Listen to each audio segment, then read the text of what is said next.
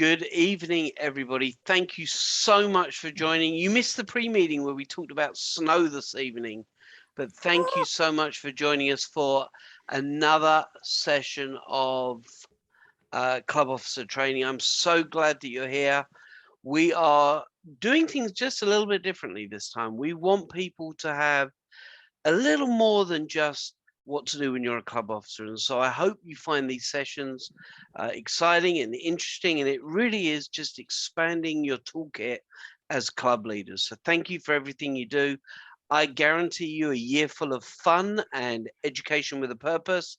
Tonight is no exception. So leading us through this merry dance, please help me welcome the one and only, our district director, Mr. Scott Brown. Thank you so much, Mr. Mandel. It is certainly a pleasure to be here, one and all. Well, tonight's presentation is going to be a little bit different, maybe from what you were expecting. And part of it changed 2 nights ago, when as we were getting ready, we were starting to go through the very first presentation that Patty gave. We started to hear some conversations about how do you make pathways work? There's still some reluctance to pathways. We are going to touch on that tonight and how to make pathways fun. Yes, dare I say it, pathways can actually be fun. It can be engaging and enjoyable and something that everybody wants to be a part of. So we are going to definitely touch on that this evening as well. But tonight is really about how do you help create meetings that are both enjoyable, engaging, and beneficial to all of our members. Because I don't know about you, but by show of hands, how many of you want to have more fun at your Toastmasters meetings? For those of you that didn't raise your hand, I'm wondering what you're really looking for from Toastmasters. If it's not fun, do you walk in your meetings and say, boy, I really hope this is draining today? Because I doubt that's going to be a thing. But tonight I want to talk about how to have it, how Toastmasters meetings can be just a little bit more fun and more engaging and more beneficial. When you think about Toastmasters and the Toastmasters brand, what does Toastmasters brand itself as? Where speakers are made or where leaders are made? Now, the reason I ask that is when we talk about what Toastmasters is, we often go into the conversation about how we can become a better speaker. And that's not really what Toastmasters is about. Where our mission, our primary objective is to how to become better leaders. And I want to talk about that where leaders are made for a couple of moments to maybe help you think about that just slightly differently from the way you've thought about it in the past. But where leaders are made, it says really 2 things. 1, leadership is a skill that can be learned. So even though someone might not consider themselves a leader, it doesn't mean they can't become a leader somewhere down the line. And second, I think more important with that, where leaders are made, does it say anything about where leaders are made for Toastmasters or where Toastmasters are leaders? It only says where leaders are made. Now, how many of you joined Toastmasters because you just wanted to be a better Toastmaster? A couple of you. Your only goal was to be a better Toastmaster. So you never had any thoughts that maybe I'm going to learn something here to do outside of Toastmasters. You never thought that, I don't know, maybe my boss might enjoy it if I became a better presenter, or if I became a better coach, or maybe my community would enjoy it if maybe I was able to express my opinion and help rally support for a cause. So I ask you again, did you really join Toastmasters to become a better Toastmaster? Or did you join Toastmasters because you wanted to become great at something else?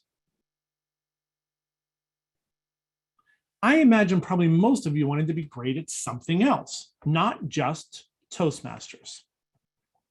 And the rest of your members, probably in the same boat. I've yet to meet very many Toastmasters that joined for the pure exercise of just getting better at what we do as Toastmasters. They all join with a personal reason, a personal story about what they wanted to do in life that might be just a little bit different from what they've done in the past. So they come to us not looking for the technique of how to become a better evaluator, or the technique of when you ring the bell as an ah counter, or the technique for where you shake someone's hand when you take control of a meeting, but rather they came to us because they wanted to get better at something else. Now, a second question for you here. When you're learning, do you enjoy learning that you can apply immediately, or would you rather learn something that you really have no idea where you're going to use it in the future? Once again, not many people are like, I really want to learn how to crochet because someday I mentioned it in a forest and I need to crochet a knit hat. That's not a thing. It might happen, but it's usually not why somebody wants to learn something. Most people, as adults especially, want to learn something for today.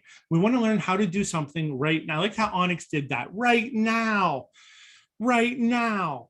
You want to learn how to do something that you're going to be able to utilize today.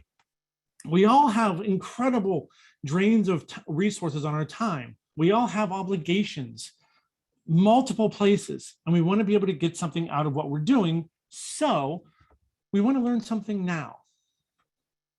So that's the jumping off point tonight. We want to learn how to do something that's going to apply now. We want to have some fun doing it.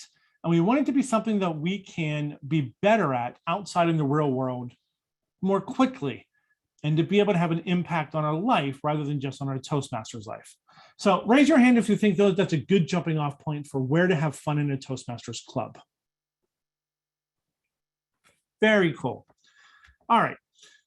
When you first start talking about where can you have fun, there's always, the first thing that comes up always is themed meetings. We want to have themed meetings. How many of you have had a themed meeting in the past?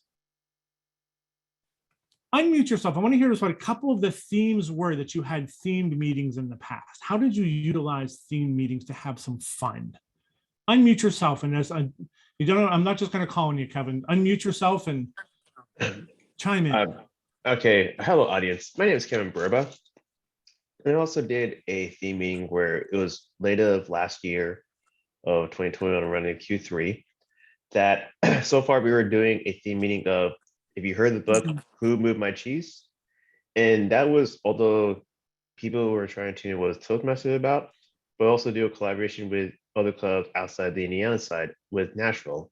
And the theme of Who Moved My Cheese was kind of like the movement of change, of trying to become a better speaker for yourself, not only helping yourself, but helping others become better people with speaking in the big picture of improving their lives. Very good. Thank you, Kevin. Who else has had themed meetings that you had fun with? Oh, come on. Mr. Walton, what did you have? I have several times had the pleasure of attending club meetings that were backward meetings. Explain a backwards meeting. You want to have fun, you've got to go to a backward meeting. Trust me on that. What is a backwards meeting, Mark? The agenda is reversed. Therefore, the evaluators are placed in a delightful position of being able to tell the speaker of what they saw. And the speaker is then obligated to do what the evaluator said. I was an evaluator and said to the speaker, I particularly enjoyed the part where you hopped on one foot. You get the idea. Very fun. The last backwards meeting I was at, I was told that they really enjoyed when I clucked like a chicken in the middle of my speech. And those are fun meetings to actually have. Lisa, what did you have as a theme meeting? Actually, with the Lake Effect Toastmasters Club, all of our meetings are themed. The board plans them out. So we always have themes. Just our last one for New Year's was New Year, New You. It helps with the roles as well so that the table topics master can present the questions to go with the theme, and the Toastmaster of the evening can do the things in between. But one of the fun things that we did recently with our table topics was, instead of doing table topic questions, we all added to a story, and we went around and said, so we all like did like a minute or 2 minutes and said the story, and then we called on the next person, and that was a lot of fun as well. It's almost like an improv exercise. Yeah. Very fun. I love that. Onyx, what about you? Similar to Lisa, we also have a theme for every meeting. They are not, however, planned out in advance. They are planned by the Toastmaster of that meeting, as in collaboration usually with the Table Topics Master. I wouldn't particularly say they're any more or any less fun, especially in a Zoom environment. However, we did have a theme I think it was the last meeting of 2021, and it was Pajama Day. And although we weren't in person, and although many people come to Zoom in their pajamas already, we did it with intention and had some fun with it. Very fun. Very fun. I think most Zoom meetings can be classified as Pajama Day over the past couple of years, though. So very fun, though. What else? Anybody have any parties that you kind of have as themes?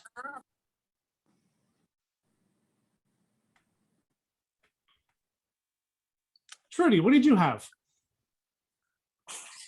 Hi, Scott. So as I commented before, at Pioneer 17, we all dressed up for Halloween, and we saw amazing costumes from Scarecrow to, I actually dressed up as a Hogwarts student. So that was a fun meeting. Very fun. Very good. Thank you. We're going to go with 2 more, then we're going to move on here. Lisa, what did you have? I'm assuming this Lisa. Yes. Correct. Good to see you. Good to see you also. My ultimate favorite meeting that every year for our club is our annual holiday party.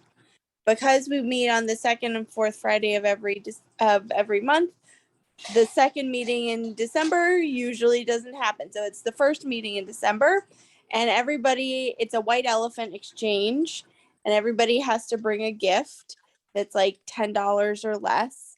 They get an award for creativity and recycling of gifts, and they come wrapped. And so we go around, and when your name is called and you select a gift, you then have to give a table topic speech of why it's the best gift you've ever received. I love that. Absolutely love that. Fantastic. And one more, Chiara, what did you have as a theme meeting? Right. So we also have done the same type of white elephant gift from our club. But another thing that we also do is a summer party. And in this time of our social distancing, we were able to secure an outdoor garden center at the Indiana University campus and had a wonderful evening. And we have several international students, and they brought some bubble tea and other items that we could try. So it was really a fun experience to be outside, especially after we hadn't seen each other in person in literally almost a year.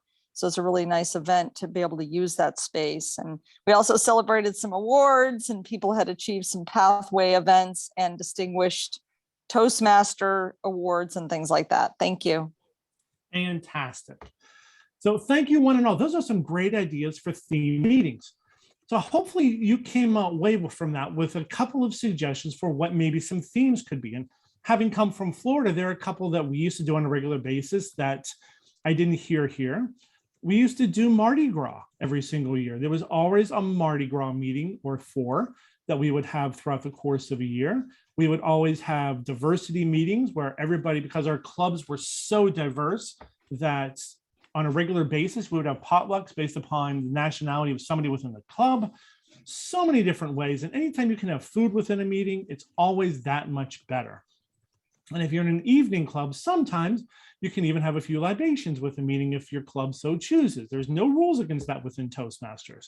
So there's a lot of options you have to go to theme meetings.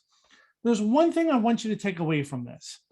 How many of you probably learned something new from somebody else while you were just listening to who has theme meetings? Exactly. So if you learn something new just in this little exercise, who do you think you might be able to reach out to at some point to say, hey, who has a good idea for a themed meeting that I want to try to do sometime? The other officers, your area directors, division directors, ask to get everybody on a call and talk about it. All those things, you have an amazing set of resources right in front of you. So I encourage you, stick with the theme meetings. They are always so much fun, and they're a great way to engage others also. But I want to talk a little bit more about not just the themes, but I want to go beyond the themes, because you can only use themes so much to continue to get engagement. We all joined for something different. But one thing that we all did is we all wanted to get better at something out there. So when was the last time you took a survey of your club and said and asked, what are you all working on Toastmasters for outside of here? How many of you know what your members are trying to get out of each Toastmasters meeting?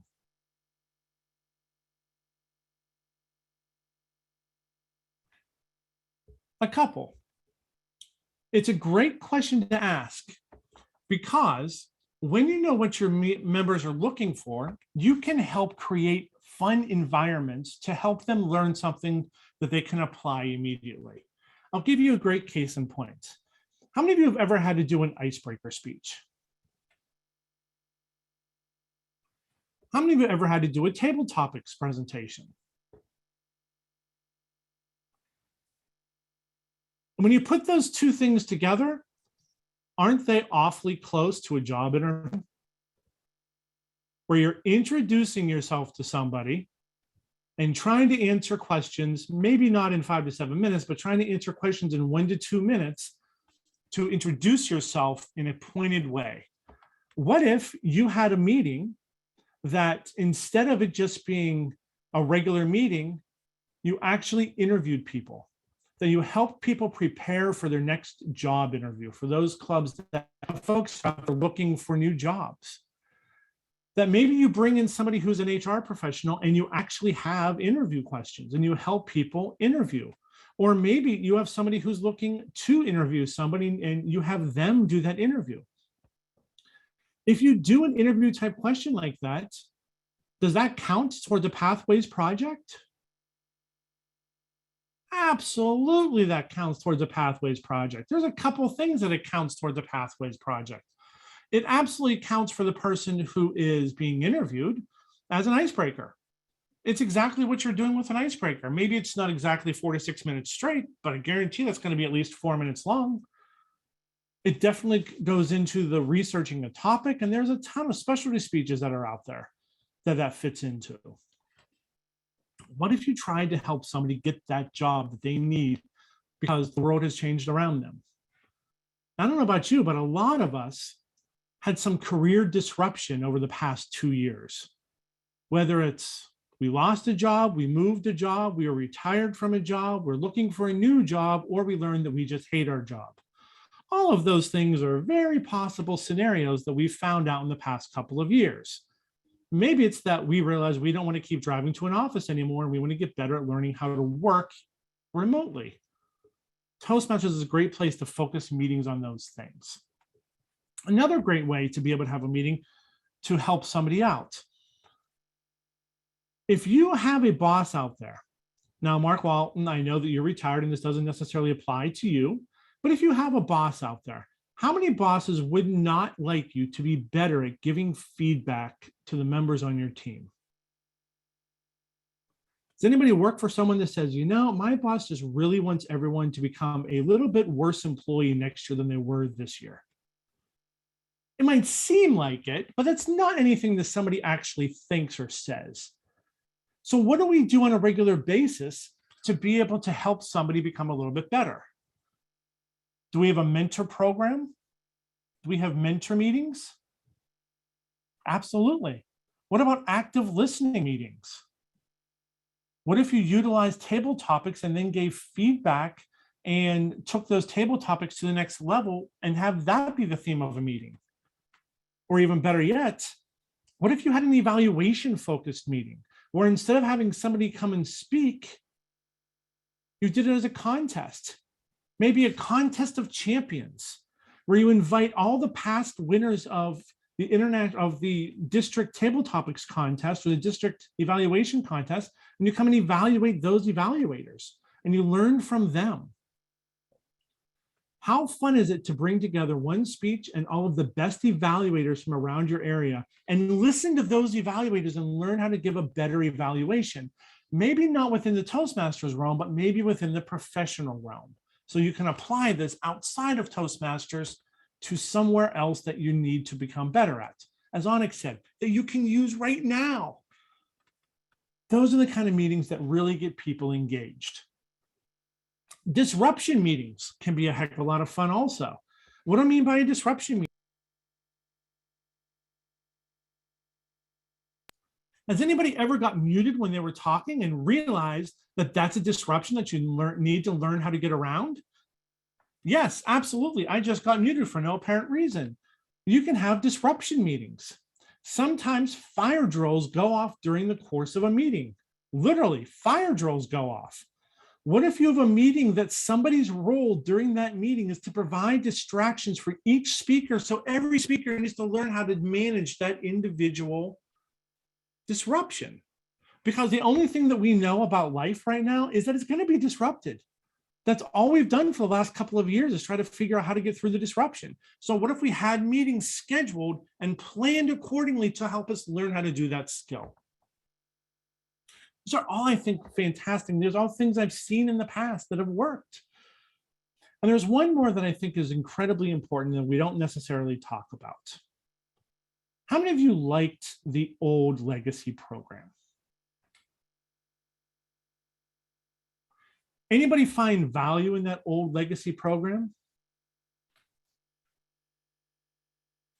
How many still use anything from that old legacy program in your clubs? I see hands just. See, disruption meetings, sometimes you just get muted and you don't know why. So let me ask you this about the old legacy program. How many club officers do you have within your clubs? 7-ish. Maybe you have a couple people that have to double up, so let's say maybe 5-ish. Everybody has to do a research your speech, don't they? Which I believe is one of the first 3 speeches. What if your entire club, every club officer, took one section from the old legacy program and somebody researched how to use better vocal variety and use that as a presentation, and somebody else did how to use better body gestures and use that as a presentation, and somebody researched how to organize your speech and use that as a speech, and somebody else used how to be persuasive and use that as a speech. All of those speeches would be a fantastic way to help build members' confidence and learn some of those skills that maybe we don't necessarily see as well, while still utilizing pathways, but still hearkening back to something that we all grew up with in Toastmasters. And then at the end of that, what if all of your new members gave those last couple of speeches? You know, we have the evaluation project where you give a speech and then you learn something from it, and then you give that speech again or another speech like it. What if you gave a persuasive speech, you got some feedback, and then you gave an inspirational speech at the end? Just like you would do on speeches 9 and 10 if we were still in the old legacy manual. You're still utilizing the best of what we did, but you're now applying it to today. And how do you find why you're getting muted? I don't know that question. But how do you find the old legacy manuals? Google. Clubs have uploaded those as PDFs over the years. Every single specialty speech and every single manual is out there on the internet. And they're all available for you to download. A couple other ideas. What if you did a speech that you did nothing but toasts? Now, how fun would it be to do an evening club speech where maybe you went to a bar or a restaurant, someplace that had a back room you could all meet at, and you did nothing but an evening of toasts? How fun could that be? Or what if you did a speech where you did a night where you did nothing but introduce each other to receive awards? Or what if you practice how to read a story to a group of children? So instead of just using Toastmasters for adults, maybe you wanted to get better at story time for your kids or your grandkids or somebody else that you know. All of those are ideas that how you can take what we do today within Toastmasters and apply a little bit of our past so that we don't lose that tradition going forward. Now, I know that's a little bit different from what we normally talk about within Toastmasters. And I'm very interested in your thoughts and very interested in kind of if you've tried any of these things before. So Francis, I see you with your hand raised, and I would love to call on you just to answer questions you might have and also to hear some thoughts on what you all think of using legacy programs within the Toastmasters world. Well, was that directed towards me? Francis. So Francis was the first one I saw with her hand raised. Francis Schmidt. I'm sorry. Okay, yes, we use the old manuals many times just to help people get into the new programs because they want to know what's expected of them, and there's really nothing written down. So you have your old manuals and maybe some of your old speeches, and you show them how you went about making speech and also finding a little bit about what they want out of Toastmasters, and everybody wants something different. So that's very nice. I absolutely love that. Thank you, Francis. That's a great idea. Debbie Yodo, I see you with your hand raised as well, and I'm so sorry if I butchered your name. That's fine. Hi, everyone. One thing I want to piggyback on the ideas that everyone was giving. In our club, we have tried all those methods for table topics to make things exciting. And one thing that we have additionally tried is having a debate kind of session during table topics. Although it gets to become very advanced when only the seasoned members can take part. And we have seen that guests, if they are present, are kind of shy away from that whole process. But we are trying to make it as interactive as possible, having debate on simple topics to break the ice before they become a member, I think would be something that we can go forward for the future meetings. Thank you. Absolutely love that. That's fantastic. You could also have debates between clubs. You can invite another club that meets at the same time as you, and you could debate between clubs on something. Anything you can do to be interactive is fantastic. Mark Mandel, I see you with your hand raised as well. Yeah, thank you, Scott. So I know that Lou posted the link to the Successful Club series, but within the Legacy program, we just did a Better Speaker series where we had people in the club talk about the different elements, and it's really useful for those new members. So these old manuals are amazing. In fact, Alan Shaner, one of our members, gives a manual.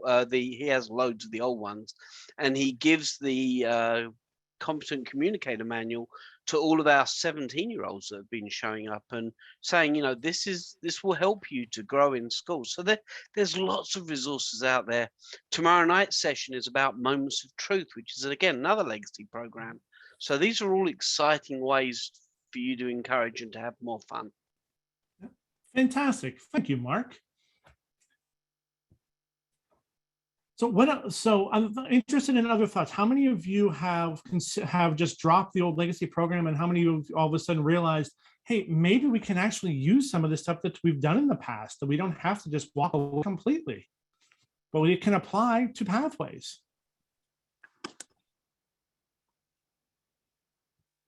Good, fantastic.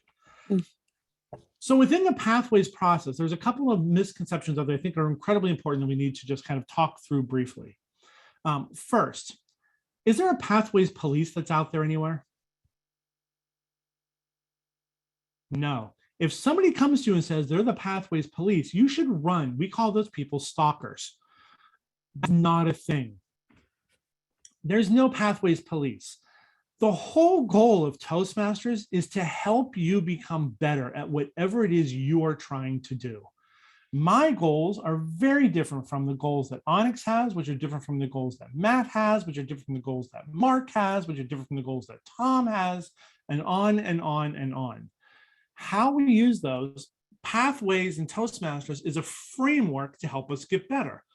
So if a project doesn't necessarily completely align with what it is we're trying to do, can you make an altercation to it so that you can do the thing that matters to you most and still get credit for a project? I think I got one, Scott. Absolutely. Yes, Kevin. I think to make a pathway more engaging is, all of us we do chores and some of us have the incremental that I need to clean this or that. I always tell myself, just have fun with the process of improving yourself. No matter how the pathway is, it's always to do it where you can do an environment you practice. And then maybe remark, say, if your member did do a pathway, recognize the progression and tell them there's something significant behind it. That although it be 10% of or 20% of something, it's the rest for the person to complete the rest, but something that drives them internally that they want to become the better person from that pathway for a reason. There's more than just they chose a pathway and they're done. They think about it as being able to speak and have fun for once. That's the element that I think people are missing at this point with the pathways. But I think it's best if you do it for one person, it might influence the others. It's just baby steps towards that process if you believe in the process of improving with it. So there's a couple things there, Kevin. I absolutely agree with you that it's something that should be very personalized towards every member. But I hate when I really don't like when I hear us talk about pathways as a chore. No part of Toastmasters should feel like a chore, but instead it should be a celebration. We get to have an opportunity to try to take the next step to wherever we're trying to go. And if you go back to the beginning of knowing where your members are trying to go, having that personal connection with someone is very important to be able to allow them and to put them in a position where they can grow, where they can get a little bit better. And then recognizing, hey, Kevin completed this level project, has nothing to do with the level itself, but this is one step further. Kevin's goal of getting promoted at work, of presenting to the board at work, of whatever it is that we know he's trying to work on, and tie that back in so that he knows we are there with him, walking beside him in whatever that journey is or wherever he is trying to go towards. It doesn't matter what it is he's trying to do. Toastmasters can provide a framework for that. And sometimes you have to try to push people outside of their comfort zone just slightly, right, Cindy Garlock? That sometimes you have somebody within Toastmasters you on a regular basis and says, hey, do you want to do this thing that I know is going to push you outside your comfort zone, but because I see something in you that maybe you don't see in yourself yet. And when you have that conversation, it becomes the individual, I think, becomes a little bit more willing to take that risk because they know that they're not going alone. And it can be very fun to see someone grow. I think that's one of the greatest parts of Toastmasters, to watch somebody go from who they were to who they're going to be tomorrow. And that journey, to me, is one of the most rewarding things we do within Toastmasters. And all of this is the framework to be able to do so, to help get them from where they were to where they're trying to go. So with pathways, do you need to stick within all of the criteria stated within the project itself? Or can you adapt it to your situation? Adapt it. Always adapt it. Remember, there is no pathways police. There is no Toastmasters police. The goal is always, what can we do best for you? How do we help you?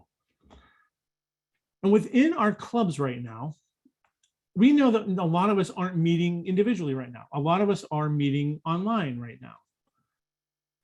So, Mark Walton, how easy is it to be able to get to a club that might be in a different state or a different country and experience something a little bit different that you can bring back to your club? Is that easy or hard right now, Mark Walton?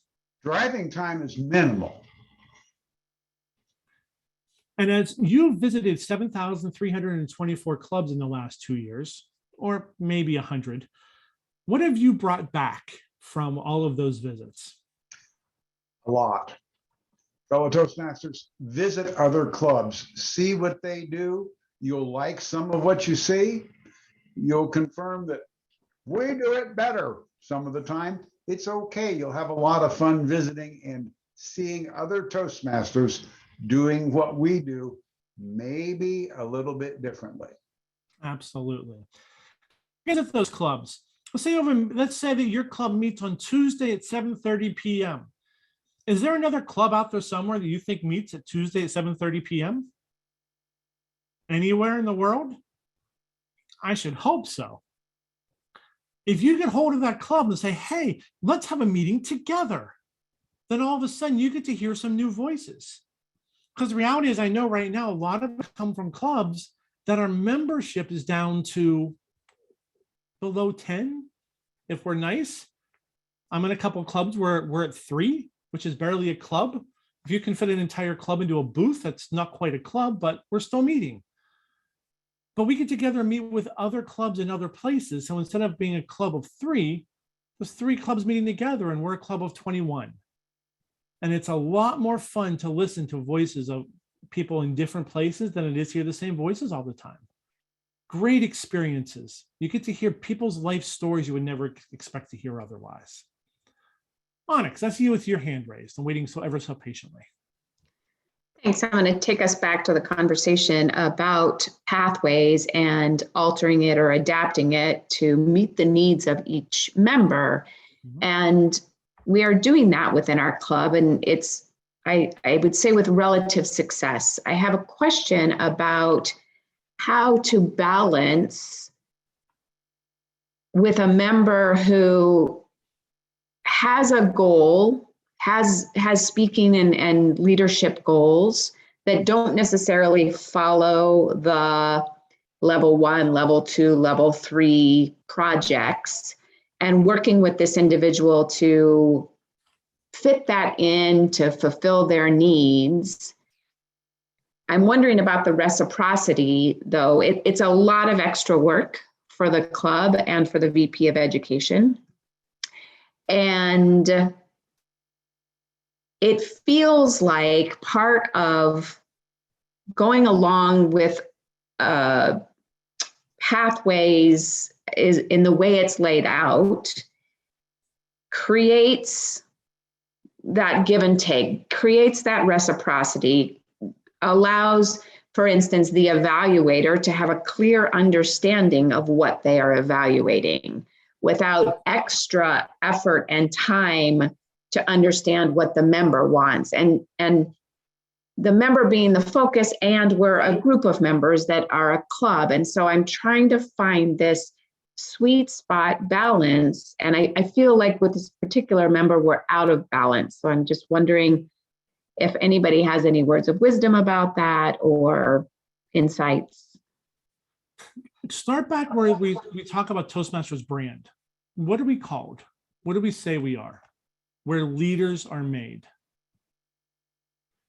Part of being a leader is to take ownership for your own personal development. If the member is putting all of the onus of that process onto the VPE or onto the club, help them see how they can develop themselves, how they can develop another skill set by owning that themselves, by being proactive and having a conversation with an evaluator prior to a meeting that, hey, here's what I'm working on today. This is what I want feedback on because this is where I'm trying to take this project and where it fits into my greater scheme.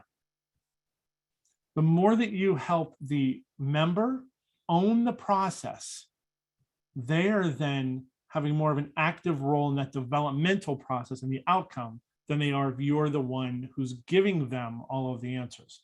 Let them find their solutions, but give them the latitude to say, wherever you need to take this, we are here to support you, but not necessarily do it for you. Other thoughts? Because I'm sure that's not a unique thing that's out there. Kevin. Hey, Scott, I just did some thought process about, owning on to the process. I think for me, I'll tell you my personal story is taking over the president role when there was the last business cycle. But when the pandemic started, it created a new ballpark that my fathom could not foresee of how to manage through. But what I learned about handling under the conflict was there's a point where I could relate to my personal experience to help the club in some way.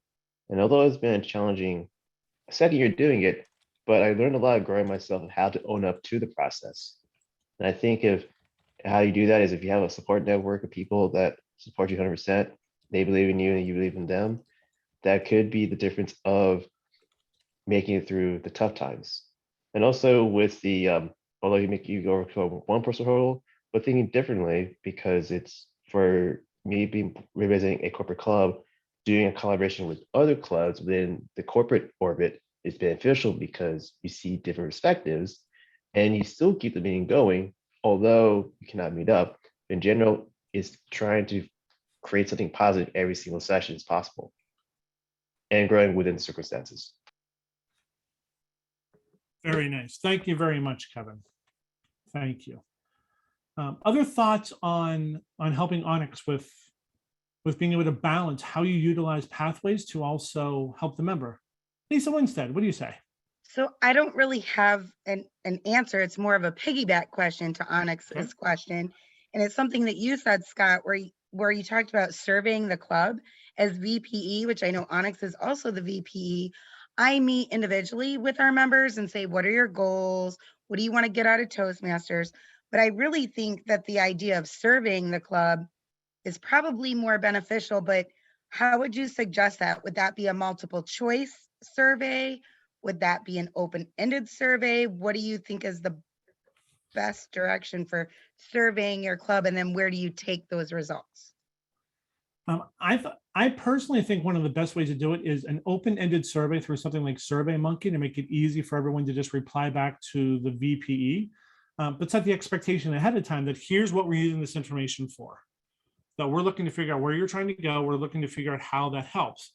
And then if you have everybody within your club, maybe that doesn't have a set mentor, but has a buddy or has an unofficial mentor, maybe it's not in the mentor program, but that they utilize to work together to get towards a goal so that those folks can then work together to get to wherever they're trying to go. But I love the open-ended questions because a lot of those answers aren't yes or no, A, B, C, D type answers. There's a lot of very personal, very unusual types of places we're trying to go with our own journeys here. The more that you can create conversation and dialogue with your members, the more that they'll see that you're engaged with them and helping them to try to get to wherever they're trying to go.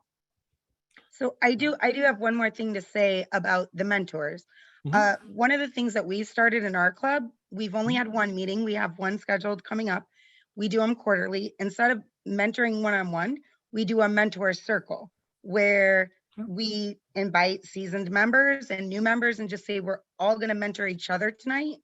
And it's been very successful. And that could be a great place to survey as well and just kind of get an idea of what the new members want, what the seasoned members want. But I find that instead of, assigning this is you're mentoring this person, you're mentoring this person, we can all mentor each other. So that's a great suggestion. Thank you, Scott. Absolutely. So there's something that's in there though that I think is an important distinction to make. The mentor circles are a great place to start the conversation. Mentoring is a relationship.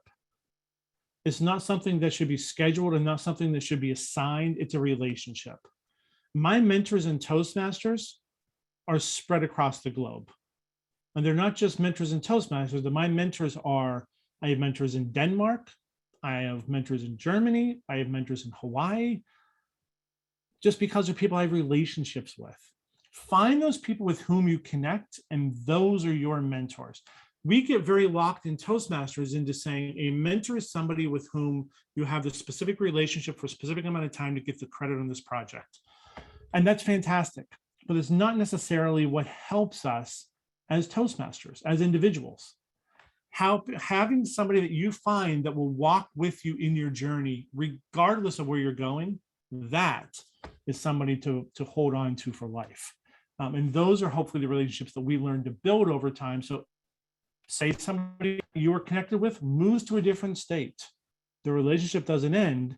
You just find a new way to continue the relationship. I also very quickly want to touch on something I just saw in chat. Tom Doherty said he always feels a lot of pressure to get 10 out of 10 on DCP.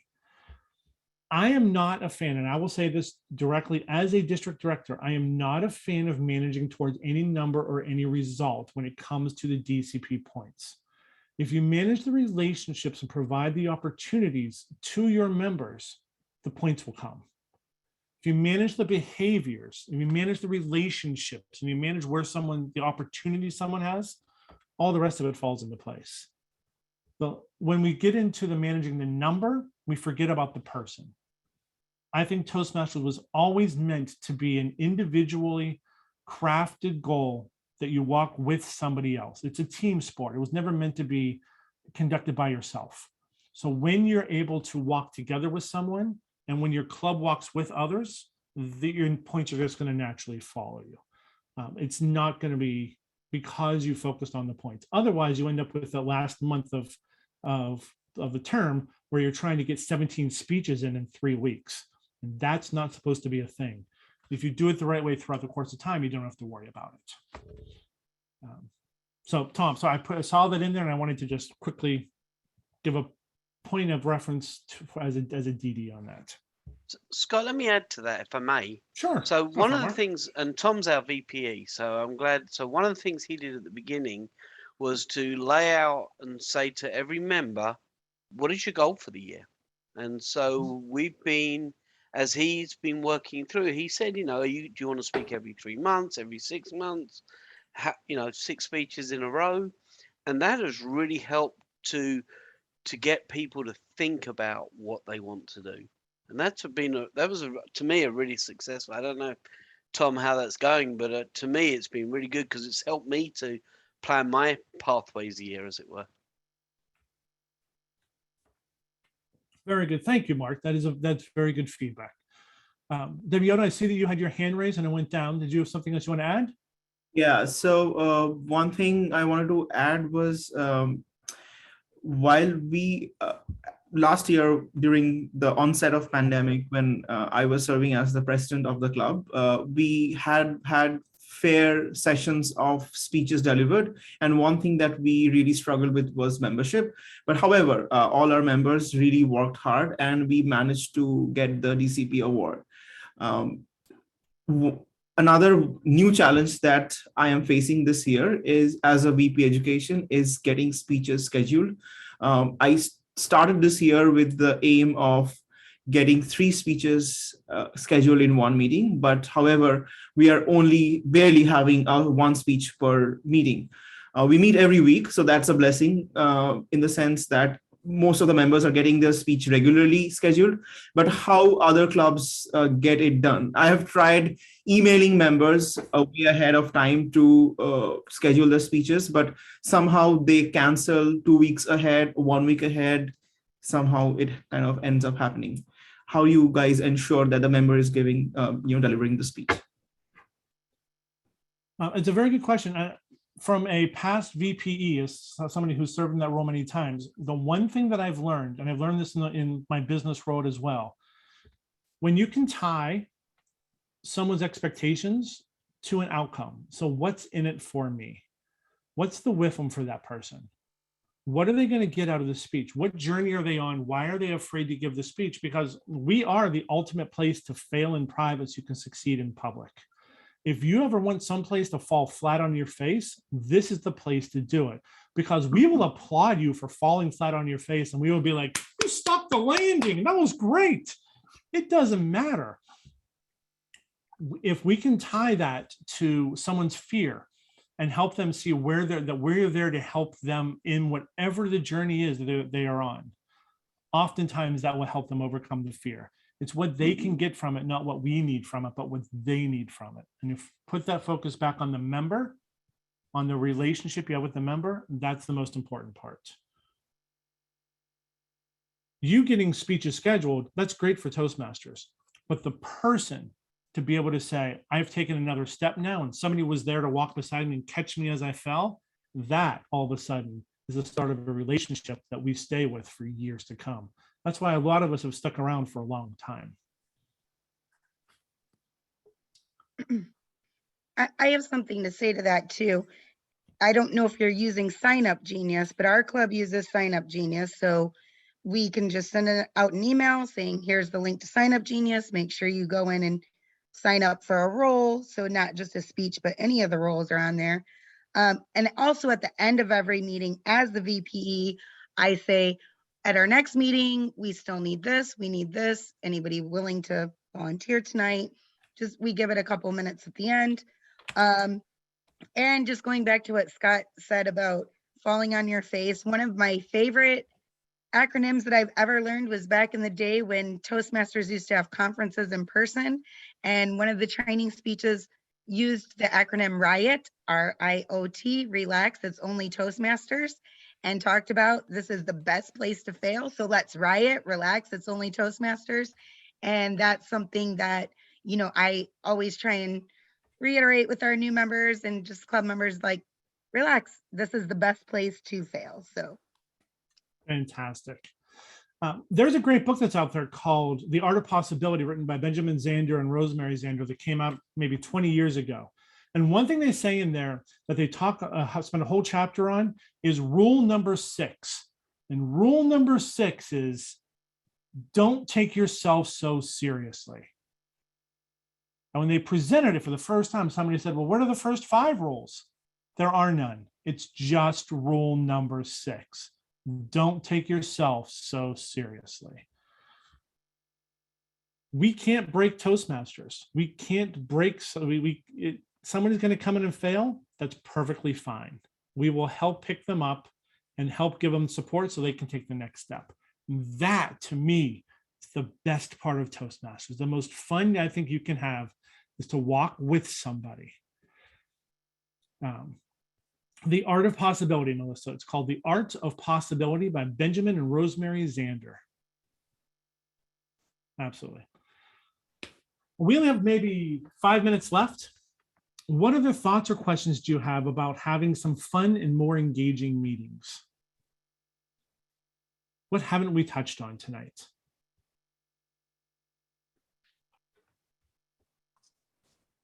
Good evening, Scott. I had Hey, Steve. a thing to share out. I was area director this year, and one of my first visits to the IU Kelly School of Business group, they were just very different from what I've seen before and the few clubs I've seen, and it was just very engaging. And in that model, I think that they have to have for engaging new members more often than we have to, probably with college students, and just kind of keeping it lively and fun. They just had a lot of short little exercises where the goal was getting up in front and speaking as much as you can, and then you'll get evaluated and you give some feedback. And then they had a debate, and then they had I can't remember the topics, but it was like 3 or 4 little like rapid fire things. And I was there as their director, almost saying like, oh geez, I'm going to just keep on my I'm here to observe hat on and not have to jump into this, because it was just it was overwhelming at first, but it was really actually cool to sit back and think about what they were doing to help those college students get really engaged in the meeting. So it was something that you might be able to do to spice things up a little bit. Love that. Fantastic. Absolutely love that, Steve. Thank you. Mark Walton. Thanks, Scott. I will tell you a very quick story about my Seymour Club. It's a small club. We have 8 members on a really good day, 5 or 6 other than that. But we always have a lot of fun, and we always have a speech or 2 most of the time. And the way we've been able to do that is to convince our members that we're going to learn and have fun when we speak. Like Scott said, we're never going to fail. And you can talk about anything. Maybe it fits in pathways, maybe it doesn't, but we always have a good time. And that is a very enjoyable club. The members come because they know it will be enjoyable. Thank you, Mark. Whatever it is that you decide to do to have a fun club, I encourage you to do 3 things. 1, personalize however you interact with your members so that the members are more important within your club than the club is. We are only in existence to help somebody else grow. 2nd, know that even as a club, you can't mess up. It's okay if you try something and it doesn't work. You can always just try something else next week. That's perfectly fine. And the third thing, and probably the most important thing, smile, lighten up. Remember that it's not about you, and just have a good time walking with those folks you are with. When you do that, you'll find that every meeting becomes a joy to attend. So I thank all of you for coming tonight. I hope that it was mildly interesting and mildly helpful for a few of you. I thank you very much for hanging out with us for an hour or so. And hopefully you enjoyed it. Hopefully you got some ideas. If you have other suggestions, other thoughts, do not hesitate to reach out to me. I would love to hear what you have to say about this. And it is my pleasure to return control of the soiree back to RPQD, Mark Mandel. Thank you, Scott. Before we come back for a round of applause for Scott, let me just remind you, in the chat feature, I put a link to the feedback form. We would love you to give us some feedback, what you like, what you may not like, and most importantly, what other topics would you like to hear as well? The fun is only warming up. So we've had 3 amazing sessions, and tonight was absolutely no exception. For the 75 of you, or 78, I believe we peaked at, fantastic. Thank you for spending a Wednesday evening with us. Tomorrow night, we do it all over again. Thursday night at 7:30, same link. We are going to take you all the way back to that first time you set foot into a Toastmasters club. And we're going to be talking about moments of truth and how to engage members. And then Friday, we will answer the age-old question. What does happen above clubs? What do area directors and division directors and even the trio do? What do you need to know to be in district leadership? That's going to be Friday evening session. Friends, it has been amazing. Thank you so much. Please, if you haven't put your information in the chat box, do that. Please help me thank, and a large round of applause. Please unmute yourself, Mr. Scott Brown, our master extraordinaire.